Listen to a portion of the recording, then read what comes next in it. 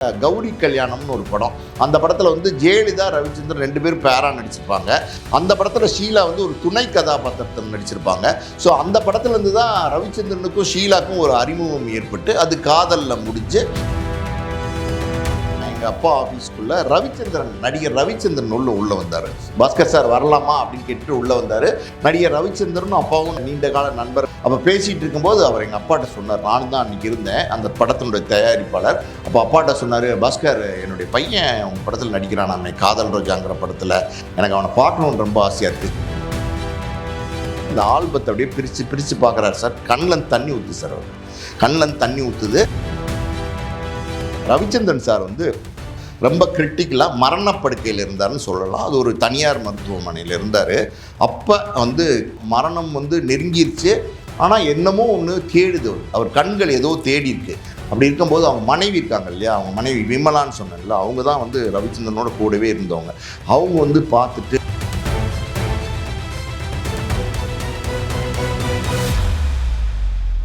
Media circle நேயர்களுக்கு வணக்கம். இன்றைக்கு நம்ம நேர்காணலுக்காக ஆஸ்கார் மூவிஸ் தயாரிப்பாளர் பாலாஜி பிரபு அவர்கள் நம்மோடு இருந்திருக்கிறார். அவரோடு பேசுவோம். சார் வணக்கம். வணக்கம். பழம்பெரும் பிரபல நடிகை செம்மீன் ஷீலா, அவருடைய மகன் தான் வந்து ஜார்ஜ். அவர் வந்து சில படங்களில் நடிச்சிருக்காரு. பிரபல நடிகர் காதலிக்க நேரம்ல ரவிச்சந்திரன், அவர் தான் வந்து ஜார்ஜோட அப்பான்னு சொல்லிட்டு இது வரைக்கும் நிறைய பேர் தெரிஞ்சிருக்க வாய்ப்பு இல்லை.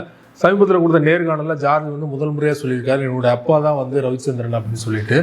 இதை உங்ககிட்ட கேட்டால் கரெக்டாக இருக்குன்னு நினைக்கிறேன். ஏன்னா காதல் ரோஜாவை திரைப்படம் வாயிலாக வந்து நீங்கள் தான் முதல் முறையாக ஜார்ஜை வந்து ஹீரோவை அறிமுகப்படுத்துனீங்க உங்கள் பேனரில்.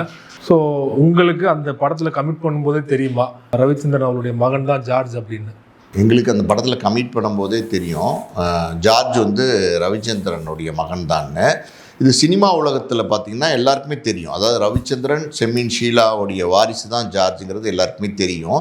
ஸோ காதல் ரோஜா அனுபவமே பார்த்திங்கன்னா ஒரு சுவையான அனுபவம். முதல்ல வந்து காதல் ரோஜா படத்தில் பிரசாந்த் தான் நடிக்கிறதா இருந்தார். பிரசாந்துக்கு 10 லட்ச ரூபா சம்பளம் பேசி 2 லட்ச ரூபா அட்வான்ஸ் கொடுத்துருந்தோம்.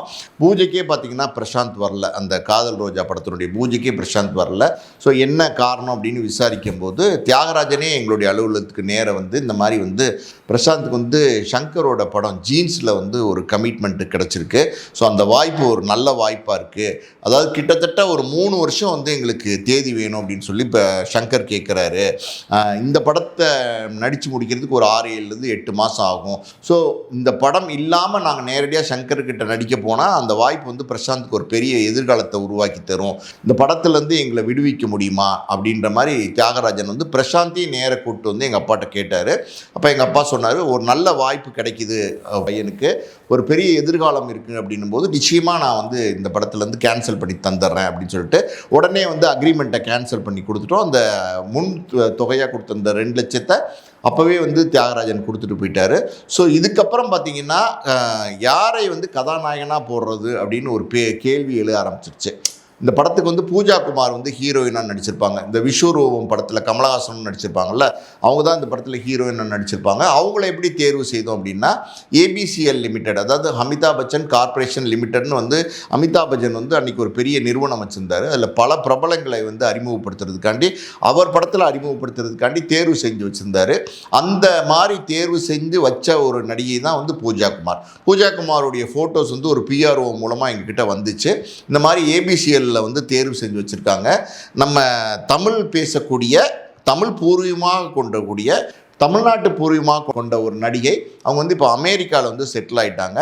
ஸோ இந்த நடிகை நல்லா இருப்பாங்க இந்த படத்துக்கு. ஏன்னா அது ஒரு லவ் சப்ஜெக்ட், ஒரு காதல் ரோஜா அப்படின்னும் போது ஒரு ஃப்ரெஷ்ஷான ஒரு ஹீரோயின் இருந்தால் நல்லாயிருக்கும்னு நினச்சோம். ஸோ அந்த ஃபோட்டோ பார்த்தப்போ ரொம்ப நல்லா இருந்தாங்க. அங்கே பாம்பேயில் தான் அப்போ இருந்தாங்க. பாம்பேலேருந்து அவங்க வரவழைச்சி பார்த்தோம், ரொம்ப நல்லா இருந்தாங்க, தமிழ் பேசினாங்க. சரி ஓகே, இவங்களே நம்ம கதாநாயகியாக புக் பண்ணலான்னு புக் பண்ணிட்டோம். ஸோ அப்படி தான் வந்து பிரசாந்தோட அவங்க ஜோடியாக நடிக்க வேண்டியது. ஸோ இந்த பூஜையெல்லாம் முடிஞ்சதுக்கப்புறம் பிரசாந்த் வந்து இந்த படத்துலேருந்து போயிட்டார்.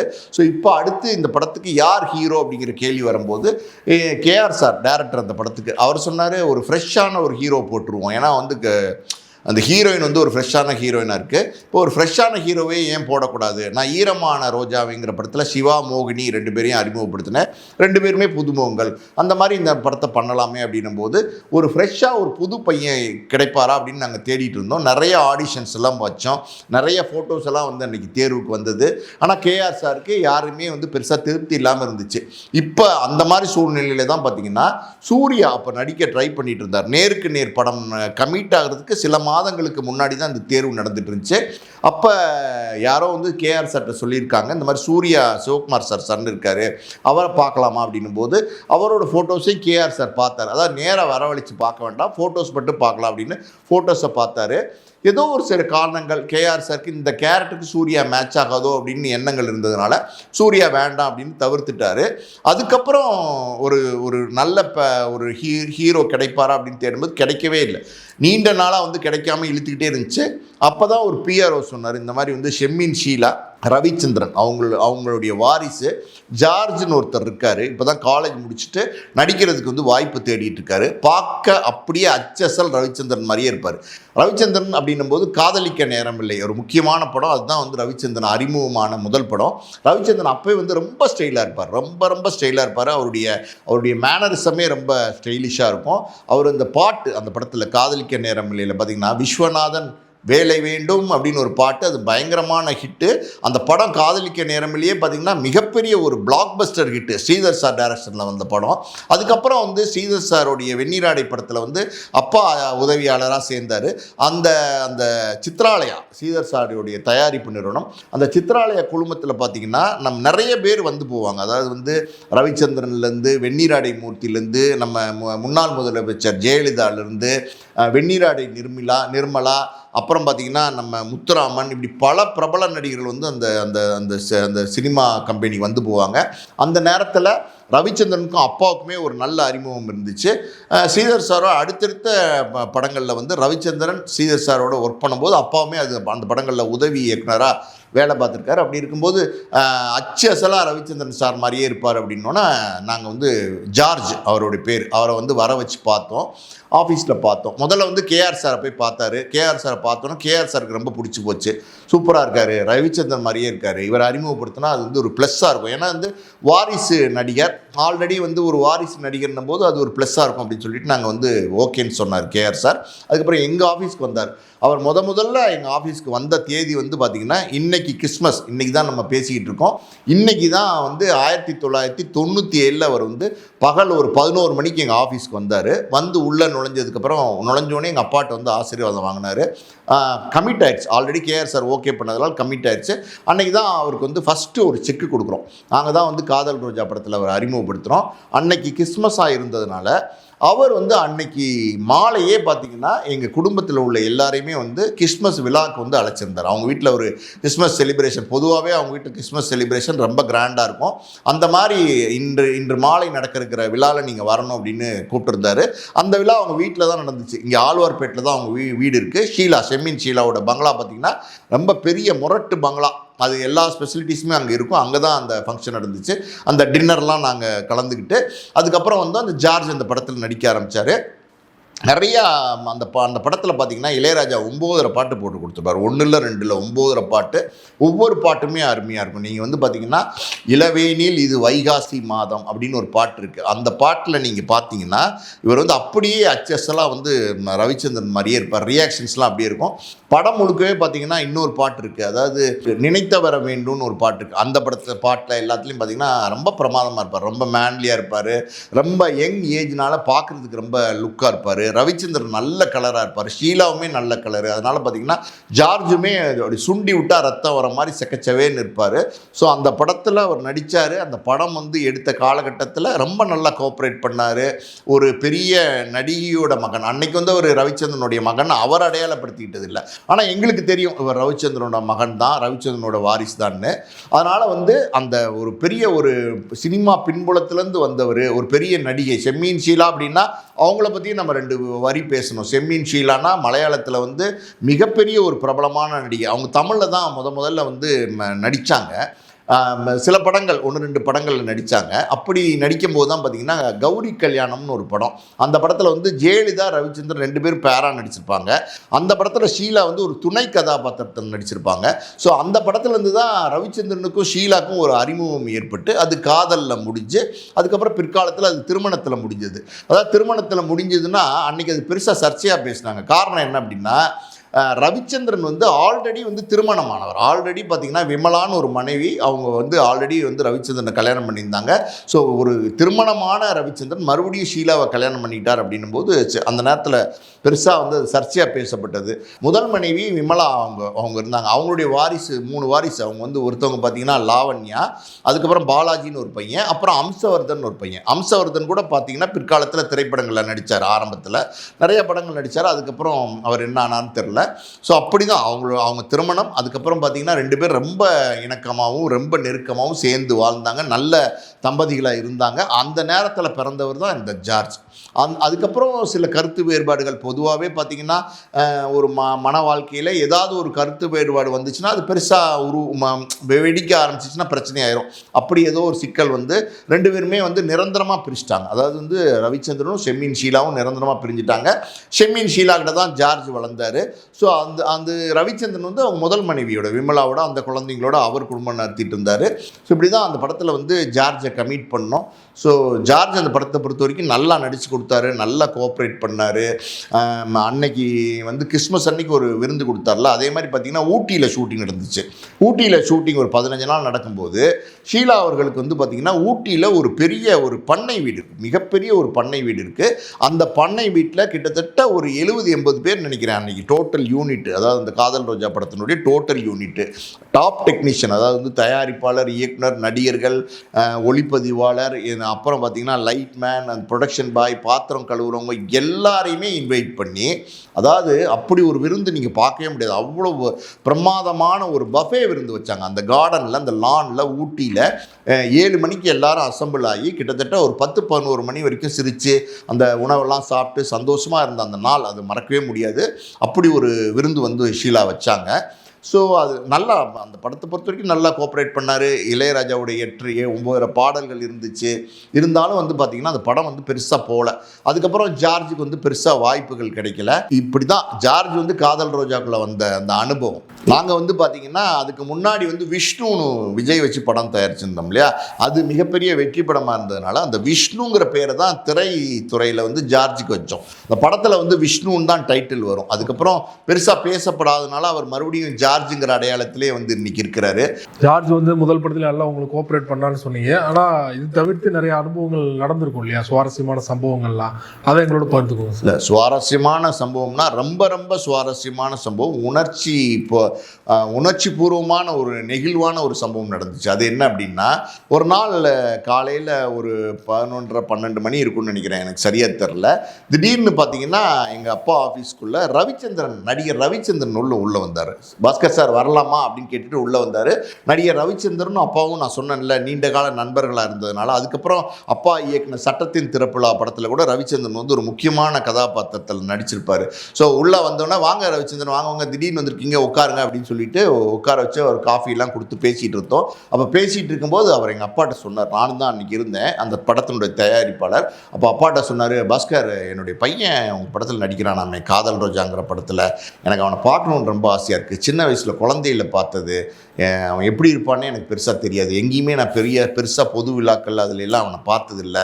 காதல் ரோஜா ஷூட்டிங்கே வந்து அவனை பார்க்கலாமான்னு கூட ஆசைப்பட்டேன். ஆனால் அது வந்து ஒரு தர்ம சங்கடமான ஒரு சூழ்நிலையை உருவாக்கும் அப்படிங்கிறதுனால அதை நான் தவிர்த்துட்டேன். ஆல்பம் போட்டிருப்பீங்களே, ஆல்ரெடி ஷூட்டிங் நடந்துருச்சுன்னு சொன்னாங்க, ஆல்பம் போட்டிருப்பீங்களே, அந்த ஆல்பத்தை காட்ட முடியுமா அப்படின்னா, சினிமாவில் வந்து பொதுவாக பார்த்தீங்கன்னா இப்போ இந்த ஆல்பம் சிஸ்டம் இருக்கா இல்லையான்னு தெரியல. ஆனால் பல வருடங்களுக்கு முன்னாடியெல்லாம் பார்த்தீங்கன்னா பெரிய பெரிய ஆல்பமாக போடுவாங்க. அந்த ஆல்பம் எதுக்குன்னா முதல்ல வந்து இந்த கண்டினியூட்டி பார்ப்பாங்க, இது என்ன ட்ரெஸ் போட்டிருந்தாங்க, இந்த தோடு இந்த சீனில் போட்டிருந்தாங்களா, இந்த பொட்டு இந்த சீன் போட்டிருந்தாங்களா, இந்த செயின் இருந்துச்சா, என்ன இதுங்கிறது கண்டினியூட்டிக்காண்டி தான் மெயினாக எடுப்பாங்க. ஒரு ரீசன். இன்னொரு ரீசன் என்ன அப்படின்னா, பின்னாடி என்ன இருந்துச்சு, பேக்ட்ராப்பில் என்ன இருந்துச்சு, ஆர்ட் டிபார்ட்மெண்ட்டில் என்னென்ன செட் ப்ராப்பர்ட்டி எங்கெங்கே வச்சுருந்தாங்க அதை பார்க்குறதுக்கு போடுவாங்க.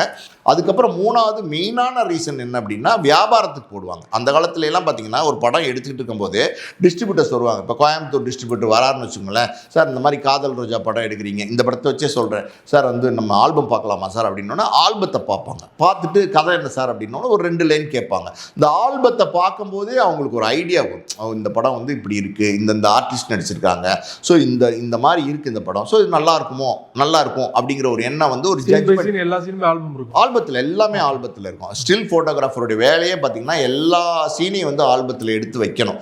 பெரிய பெரிய ஆல்பமாக போடுவாங்க. ஒரு படத்துக்கு 2-3 ஆல்பம் கூட வர்றதுக்கு வாய்ப்பு இருக்குது. ஸோ அப்படி இருக்கும்போது அந்த ஆல்பத்தை பார்த்து ஒரு ஜட்ஜ்மெண்ட்டுக்கு வந்து வியாபாரமே பண்ணுவாங்க. அந்த காலத்தில் படத்தெல்லாம் பார்க்கறதுக்கு முன்னாடியே வியாபாரம் நடக்கும். ஸோ இதுக்கு தான் ஆல்பம் போடுவாங்க. அப்போ அந்த ஆல்பம் போட்டிருப்பீங்களே, எனக்கு அந்த ஆல்பத்தை காட்ட முடியுமா அப்படின்னு கேட்டார். அங்கே தான் ஒரு 3 ஆல்பம் போட்டுருந்துச்சு. கிட்டத்தட்ட படம் முடிகிற தருவாயில் இருந்துச்சு. 3 ஆல்பத்தையும் எடுத்து ரவிச்சந்திரன் சார் முன்னாடி வச்சோம். நீங்கள் நம்ப மாட்டீங்க, அந்த மாதிரி ஒரு தருணம். அதாவது வந்து ஒரு தகப்பன், அவர் தான் தகப்பன். ஆனால் சூழ்நிலை காரணமாக ஷீலாவும் ஜார்ஜும் வேறு பக்கம் பிரிஞ்சு போயிட்டாங்க. ஷீலாவோட வளர்ப்பில் தான் வந்து ஜார்ஜ் சின்ன வயசுலேயே இருந்தார். குழந்தையா இருக்கும்போதே பிரிஞ்சுட்டாங்க. ஸோ அவருக்கு ஒரு ஆசை, அந்த மகனை பார்க்கணும். இப்போ எப்படி இருக்கான், வளர்ந்து வந்து ஒரு 22-21 வயசில் இருக்கிற வாலிபனாக இருக்கிற அந்த காலகட்டத்தில் எப்படி இருப்பான்னு பார்க்கணுன்னு ஆசை. அந்த ஆல்பத்தை அப்படியே பிரித்து பார்க்குறாரு சார். கண்ணில் தண்ணி ஊற்று சார். அவர் கண்ணில் தண்ணி ஊற்றுது. அதை அப்படியே தடை பார்க்குறாரு.